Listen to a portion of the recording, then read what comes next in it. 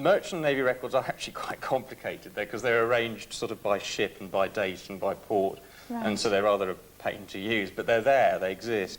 And if we are lucky and if we can do our work well, we should be able to find out what ships both your grandfather and great-grandfather sailed on. What is the surname of the family? Wareham. Yes, Wareham. W-A-R-E-H-A-M. And also, in fact, there are records of Freemasons, that they are a secret society, but actually very well recorded.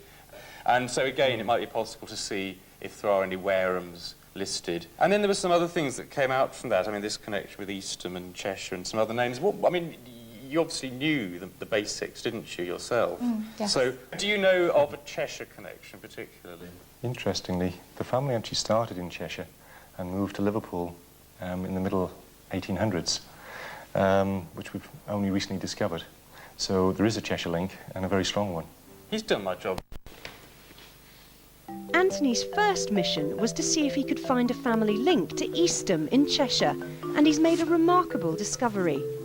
Now, Eastham is in Cheshire, and it's a parish on the banks of the River Mersey.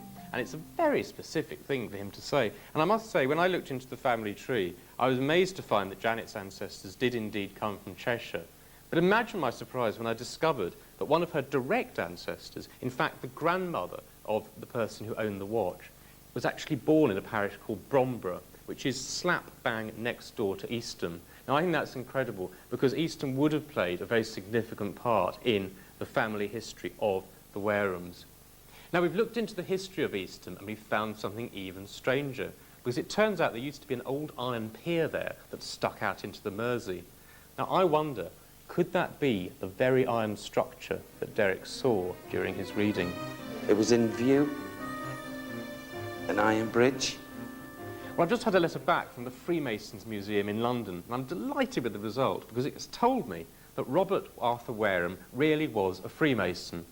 They've been able to tell me that he joined a lodge, the Toxteth Lodge, in Liverpool in 1898, and that was the year when he was initiated into Freemasonry. It gives his occupation as a ship's steward, so it's definitely the right person.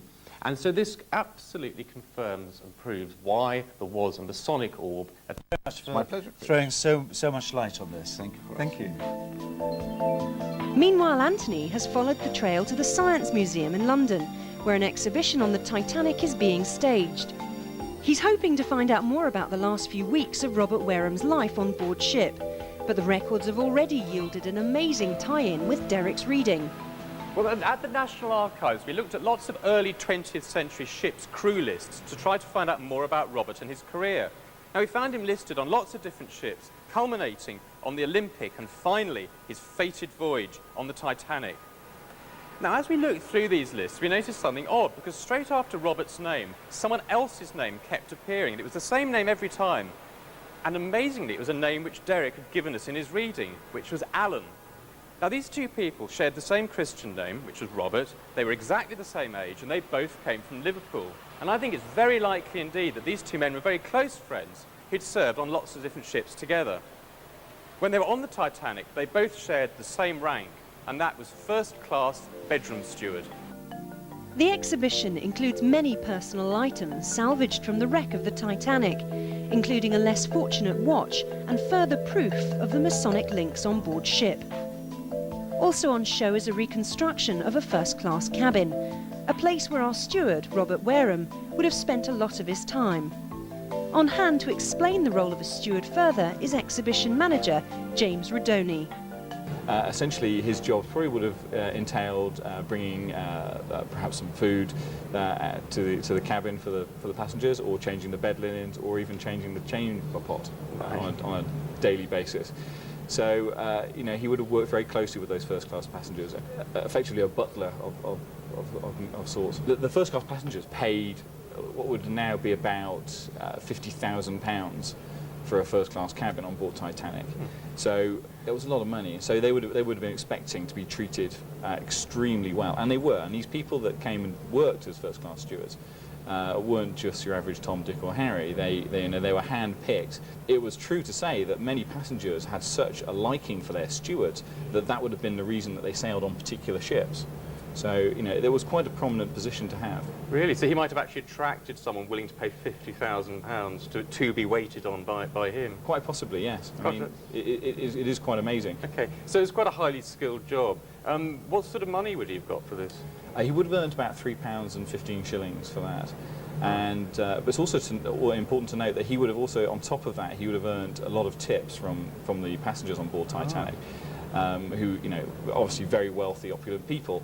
Robert Wareham actually lived in Park Road in Southampton, which is quite a nice suburban area in Southampton, and so it was clearly he was living above his standard means at that time. Oh, I see, and that might have been due to receiving lots of generous tips from... More than likely, yes. Yeah. It's quite interesting to note that these stewards would have had their own stewards that would have looked after them. And these would probably have been stewards that were in sort of training, and they would have been shadowing Robert Wareham. And they would have looked after him when he was off duty. So Robert was not a mere servant then, he was in fact a man of some standing? Certainly amongst the crew, yes, he would have been. Well, James, that's given us a much fuller idea of what Robert's career would have been like, so thank you very much indeed. You're very welcome. Robert Wareham's body was recovered and he's buried in the Fairlawn Cemetery in Halifax, Nova Scotia. Sadly, the body of his friend Robert Allen was never found, so they're not buried together. But that isn't quite the end of the story, because remarkably there was a female journalist on board the Titanic, Edith Russell, who did survive, and she recorded one of the last conversations Robert Wareham ever had. She sent him back to her cabin to collect, can you believe this? It was her lucky mascot, a toy pig. But he was always attentive to duty, and he went and got the mascot. As she stepped to safety, he said to her, "I hope we get out of this alive. I've got a wife and 5 kiddies at home." He was thinking about his family right to the end, and I'm sure he'd be delighted to know that that gold watch of his is still being treasured by his descendants to this very day.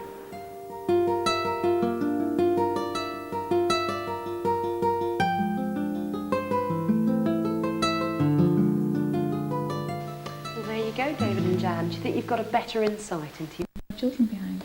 And Anthony, you found Eastham, there was a connection. I was absolutely astonished when we found that. We did actually get from the owner of the watch to Eastham, which was exactly what Derek said. So I was sort of punching the air at that point, saying hurrah, because we'd felt there was an absolute conjunction. And Eastham is a tiny little place in the north of Cheshire. Derek, of course, had absolutely no idea where this watch came from in the whole world. And I think it was an absolutely extraordinary case of finding the proven family history tying in with what Derek was able to come out with. David and Jan, thank you so much.